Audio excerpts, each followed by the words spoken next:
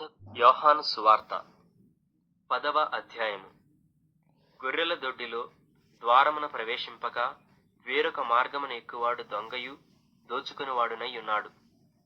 ద్వారమున ప్రవేశించువాడు గొర్రెల కాపరి. అతనికి ద్వారపాలకుడు తలుపు తీయును. గొర్రెలు అతని స్వరము వినును. అతడు తన సొంత గొర్రెలను పేరు పెట్టి పిలిచి వాటిని వెలుపలికి నడిపించును. మరియు అతడు తన సొంత గొర్రెలనన్నిటినీ వెలుపలికి నడిపించినప్పుడెల్లా వాటికి ముందుగా నడుచును.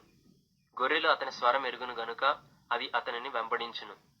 అన్యుల స్వరము అవి ఎరుగవు గనుక అన్యుని ఎంతమాత్రమును వెంబడింపక వాని యొద్ద నుండి పారిపోవునని మీతో నిశ్చయముగా చెప్పుచున్నానని వారితో అనెను.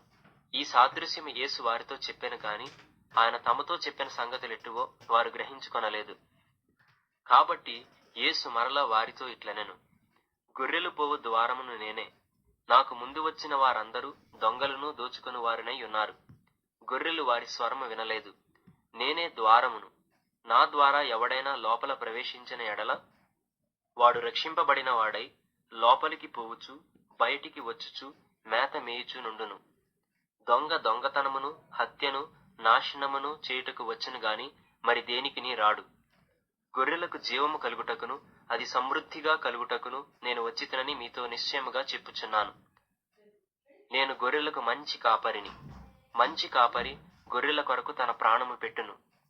జీతగాడు గొర్రెల కాపరి కాడు గనుక గొర్రెలు తనవి కానందున తోడేలు వచ్చుట చూచి గొర్రెలను విడిచిపెట్టి పారిపోవును.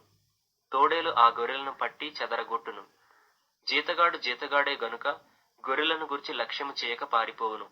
నేను గొర్రెల మంచి కాపరిని. తండ్రి నన్ను ఎలాగున ఎరుగునో నేను తండ్రిని ఎలాగు ఎరుగుదునో అలాగే నేను నా గొర్రెలను ఎరుగుదును.